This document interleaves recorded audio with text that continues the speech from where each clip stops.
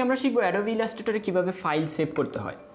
আপনাদের মনে একটি কোশ্চেন জাগতে পারে যে আমরা অ্যাডোবি ইলাস্ট্রেটরের কোনো কার্যক্রম করলাম না বা কোনো টুলস এবং মেনু শিখলাম না, কিন্তু আমরা কেন প্রথমেই অ্যাডোবি ইলাস্ট্রেটরের ফাইল সেভিংস অপশনটি শিখতে চাচ্ছি। সেক্ষেত্রে আমি বলবো অ্যাডোবি ইলাস্ট্রেটরে যেহেতু আমরা নতুন কাজ করছি, সেক্ষেত্রে আমাদের কাজের ক্ষেত্রে অনেক প্রবলেম হতে পারে। আমরা কাজকে পাস করে পরে আবার করার জন্য রেখে দিতে পারি। আমাদের কাজে অনেক ধরনের প্রবলেম হলে সেটিকে আমরা আবার প্রয়োজনে ঠিক করতে পারি। সেক্ষেত্রে আমাদের ইলাস্ট্রেটরের ফাইল সেভিংস অপশনটি খুবই গুরুত্বপূর্ণ এবং আমাদের ক্ষেত্রে অনেক ভালো কাজে দিবে বলে আমি মনে করছি। সেক্ষেত্রে আজকে আমরা শিখব কীভাবে অ্যাডোবি ইলাস্ট্রেটরের ফাইলগুলো সেভ করতে হয়। সাপোজ আপনি এই কাজটি করে রেখেছেন, এখন আপনি এই কাজটিকে সেভ করতে চান, কিন্তু আপনার মনে হয় এই কাজটিতে পরবর্তীতে পরিবর্তন এবং কিছু সংযোজন বা বিয়োজন প্রয়োজন। এটা নর্মাল বা স্বাভাবিক যে আপনার কোনো কাজে পরবর্তীতে প্রয়োজন হতে পারে বা প্রয়োজনে নতুনভাবে করার প্রয়োজন হতে পারে। সেক্ষেত্রে আমরা এই ফাইলটিকে এআই আকারে সেভ করব। অর্থাৎ আমরা কি করব, ফাইল থেকে সেভ অ্যাজ যাব, ডেস্কটপ, আমি যেখানে সেভ করব সেই ডিরেক্টরিতে যাব, লিখব এখানে আমার ফাইলটির নাম। দেন আপনি নিচে যে অপশনগুলো পাবেন সেখানে দেখেন কয়েকটি অপশন রয়েছে, Adobe Illustrator, Adobe PDF, Illustrator EPS. আমরা অন্যান্য ফাইলগুলো পরে সেভ করা দেখাবো। প্রথমে আমরা বেসিক যেই জিনিসগুলো দেখব সেটার মধ্যে আমরা এখন এআই বা অ্যাডোবি ইলাস্ট্রেটর আকারে এটিকে সেভ করব। ফাইলটি সেভ হয়ে গেল। এখন সাপোজ আমি এই ফাইলটিকে এখান থেকে কেটে দিলাম, কেটে দিয়ে আমি যেখানে সেভ করেছি সেখানে যে আমার ফাইলটি দেখতে পাচ্ছি ফার্স্ট টাস্ক। সো আমি ফাইলটিকে এখন ডাবল ক্লিক করব ওপেন করার জন্য। ডাবল ক্লিক করলে আমার ফাইলটি চলে আসলো। দেখেন আমি ফাইলটিকে এখন এখান থেকে আবার আগে কাজগুলো যেমন ছিল আমি আবার এডিট করতে পারবো। ভেক্টর ফাইলটিকে আমি আমার ইচ্ছা মতো যে কোনো জায়গায় সরাতে পারবো, এডিট করতে পারবো, এখানে অ্যাড করতে পারবো। সো আমরা দেখলাম কিভাবে এআই আকারে সেভ করতে হয়। এখন আমরা দেখব কিভাবে এটিকে জেপিজি এবং পিএনজি আকারে সেভ করতে হয়। যদি আমাদের ইলাস্ট্রেটরের ক্ষেত্রে জেপিজি এবং পিএনজি আকারে সেভ করতে হয়, তাহলে আমরা ফাইল থেকে এক্সপোর্ট অপশনটিতে যাব, ফাইল থেকে এক্সপোর্ট অপশনটিতে যাব এবং এক্সপোর্ট অ্যাজ এই অপশনটিতে ক্লিক করব। ক্লিক করে আমাদের ডিরেক্টরিতে যাব। এখানে নিচে আমরা অনেকগুলো অপশন পাবো, সেভের বিভিন্ন টাইপের ইমেজের অপশন পাবো। সেখানে আমরা একটি অপশন পাবো জেপিজি, একটি অপশন পাবো পিএনজি। পিএনজি আকারে যদি আমরা কোনো ফাইল সেভ করি সেক্ষেত্রে সেটির কোনো ব্যাকগ্রাউন্ড আসে না। আমাদের এখানে এই সিনারিটিতে আপনারা দেখতে পাচ্ছেন যে অলরেডি কয়েকটি ব্যাকগ্রাউন্ড রয়ে গেছে। সুতরাং আমরা যদি পিএনজি আকারে সেভও করি তাহলে এটির যে ব্যাকগ্রাউন্ডটি আছে সেটি আসবে। এক্ষেত্রে পিএনজির যে ডিফারেন্সটি আমরা এই ছবির ক্ষেত্রে বুঝতে পারবো না। আমরা এক্সপোর্ট করলাম এটিকে পিএনজি আকারে, এখানে প্রিভিউ দেখাচ্ছে, আপনার রেজুলেশন এবং ফাইলটি কীভাবে সেভ করতেছেন সেগুলো দেখাবে। ওকে দিয়ে দিলাম। আমরা ছবিটি যেখানে সেভ করেছি আমরা সেখানে ছবিটিকে খুঁজে পাওয়ার চেষ্টা করব। যেহেতু ফাইলটি অনেক বড় ফাইল এবং অনেক বেশি কাজ করা হয়েছে, সেজন্য সেভ করতে একটু টাইম নিচ্ছে। আমরা ফাইলটিকে ওপেন করছি এবং এখানে দেখতে পাচ্ছেন আমার ফাইলটি একটি পিএনজি ফাইল আকারে সেভ হয়ে গেছে। আমরা এখন জেপিজি আকারে এটিকে সেভ করব। এখন আমরা ফাইলটিকে জেপিজি আকারে সেভ করব। File same export, export as.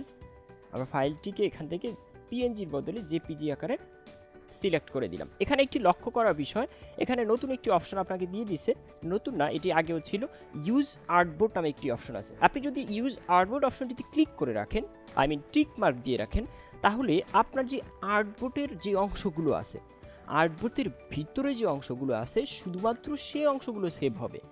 Suppose আমি আপনাদেরকে এটা একটু কেটে দেখাচ্ছি। সাপোজ আমার এখানে আমি একটা রেক্ট্যাঙ্গেল টুল নিয়ে বাহিরে একটা যে কোনো একটা সার্কেল বা বর্গ স্কোয়ার অঙ্কন করলাম। সেক্ষেত্রে দেখেন এখানে আমার আর্টবোর্ডের বাহিরে কিছু অংশ চলে গেছে। এখন আমি ফাইল থেকে এক্সপোর্ট অ্যাজ, আমি যদি ইউজ আর্টবোর্ড অপশনটিতে টিক দিয়ে দেই তাহলে আর্টবোর্ডের বাহিরের অংশগুলো আমার ফাইলের ভিতরে আসবে না। আর যদি আমি ইউজ আর্টবোর্ডের ভিতরে টিক না দিই তাহলে আমার আর্টবোর্ডের বাহিরের অংশগুলো আসবে।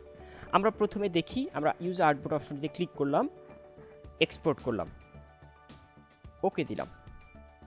ওকে, আমার যেহেতু সেম নামে আরেকটি ফাইল আছে সেখানে আমাকে একটি ওয়ার্নিং দেখিয়েছে, আমি রিপ্লেস করে দিলাম ডেস্কটপ। ফাইলটি সেভ হতে একটু সময় নেবে যেহেতু অনেক বড় ফাইল। ফাইলটি সেভ হচ্ছে, এটা আপনার কম্পিউটারের কনফিগারেশনের উপরও ডিপেন্ড করবে। যেহেতু আমি রিপ্লেস করেছি আমার এখানে ফাইলটি চলে আসছে। দেখুন আমি ফাইলটিকে ওপেন করছি, এখানে দেখা যাচ্ছে আমরা যেহেতু ইউজ আর্টবোর্ড অপশনটি টিক করে রেখেছি, সুতরাং আমার যে রেক্ট্যাঙ্গেলটি নিয়েছি আমি সেটার ডান পাশের অর্থাৎ রাইট সাইডের অংশগুলো আসেনি। যদি আমি ফাইল থেকে আবার এক্সপোর্ট করি, এক্সপোর্ট অ্যাজ, এবার আমরা জেপিজি অপশনটিতে ক্লিক করলাম, আমরা ইউজ আর্টবোর্ডে টিক দিলাম না এখন আর, এবার আর আমরা ইউজ আর্টবোর্ড অপশনটিতে টিক দিব না, আমরা নতুন একটি নাম দিই, যেহেতু আমার এই নামে অনেকগুলো আছে, 2 দিয়ে দিলাম, আমি এক্সপোর্ট করলাম।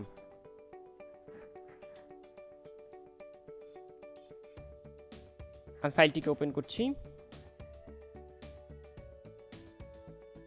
দেখেন এবার আমরা যেহেতু ইউজ আর্টবোর্ড অপশনটিতে ঠিক করে রাখিনি, সুতরাং আমার বাহিরের যে অংশগুলো আছে সেগুলো এখানে সেভ হয়ে গেছে। আমরা দেখলাম এআই, পিএনজি এবং জেপিজি আকারে সেভ করা। এখন আমরা দেখব, যেহেতু আমরা এই ছবিটির ক্ষেত্রে পিএনজি ব্যাকগ্রাউন্ড ছাড়া যেই সেভিংসটি সেটি দেখতে পারিনি, আমরা অন্য একটি ফাইল ওপেন করব। এখানে একটি লোগো তৈরি করা আছে, আমরা এই লোগোটিকে ব্যাকগ্রাউন্ড ছাড়া অর্থাৎ উইদাউট ব্যাকগ্রাউন্ড, যেটিকে বলা হয় পিএনজি, সেভাবে সেভ করব। ফাইল থেকে আমরা এক্সপোর্ট অপশনে গেলাম, এক্সপোর্ট অ্যাজ, এখানে আমরা পিএনজি সিলেক্ট করলাম, এখানে আমরা ইউজ আর্টবোর্ড দিলাম না। এটা আমরা পরবর্তীতে আপনাদেরকে আরও, যখন আপনারা কাজগুলো খুব ভালোভাবে আয়ত্তে আসবে তখন আপনাদেরকে আরও ভালোভাবে এগুলো শেখানো হবে, অন্য একটি ভিডিওতে দেওয়া হবে। আমরা একটি নাম দিলাম, এক্সপোর্ট করলাম, এখানে প্রিভিউ দেখতে পাচ্ছেন, ওকে দিলাম। আমরা লোগোটিকে ওপেন করলাম, দেখেন এটার কোনো ব্যাকগ্রাউন্ড কিন্তু নেই। এখন এখানে একটি লক্ষণীয় বিষয়, সাপোজ আপনি এই ব্যাকগ্রাউন্ডটির পিছনে কোনো একটি রেক্ট্যাঙ্গেল বা কোনো একটি আপনি ডিজাইন বা শেপ নিয়ে নিলেন, নিয়ে নেওয়ার ক্ষেত্রে এটাকে আমরা হোয়াইট কালার করে দিলাম। এখন যদি আপনি ফাইল থেকে এক্সপোর্ট অ্যাজ আপনি পিএনজি দিয়েই সেভ করেন, তাহলে কিন্তু আপনার পিছনে একটি ব্যাকগ্রাউন্ড চলে আসবে, অর্থাৎ এটি কিন্তু উইদাউট ব্যাকগ্রাউন্ড আপনি সেভ করতে পারবেন না, অর্থাৎ পিএনজি আকারে যে বেনিফিটটি আপনি নিতে যাচ্ছেন এটা থেকে পাবেন না, কারণ আপনার পিছনে অলরেডি একটি ব্যাকগ্রাউন্ড রয়ে গেছে। সুতরাং আপনাকে কী করতে হবে, ব্যাকগ্রাউন্ডটি তুলে দিতে হবে, দেন এটিকে পিএনজি আকারে সেভ করতে হবে। কিন্তু এক্ষেত্রে আপনি সাপোজ চাচ্ছেন আপনার পিছনে ব্যাকগ্রাউন্ড সাদা, হোয়াইট রয়েছে, আপনি ব্যাকগ্রাউন্ডটিকে অন্য কালার করতে চান, তাহলে আপনি কি করবেন, একটি রেক্ট্যাঙ্গেল নেবেন, এটিকে পিছনে নেবেন, সবশেষে কিভাবে পিছনে নেয়, সামনে আনে, ফোরগ্রাউন্ড করে, এগুলো আমরা পরবর্তী ভিডিওতে দেখাবো। আপাতত আপনাকে সেভের ক্ষেত্রে এটি দেখিয়ে রাখছি।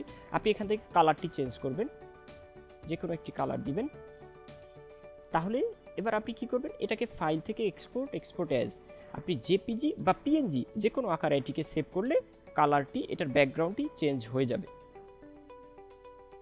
এক্সপোর্ট করলাম আমরা ডেস্কটপে গেলাম, এবার দেখেন আমাদের নতুন সেভ করা ফাইলটিতে একটি নতুন ব্যাকগ্রাউন্ড চলে আসছে। আশা করি সকলে খুবই ভালোভাবে বুঝতে পেরেছেন। ধন্যবাদ সবাইকে।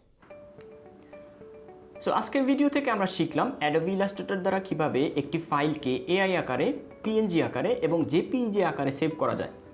আমরা শুধুমাত্র এই 3টি ফরম্যাট সেভ করা আজকে দেখেছি, আমরা পরবর্তীতে অন্য একটি ভিডিওতে আরও ডিটেলস কিভাবে সেভ করা যায় সেগুলো দেখব।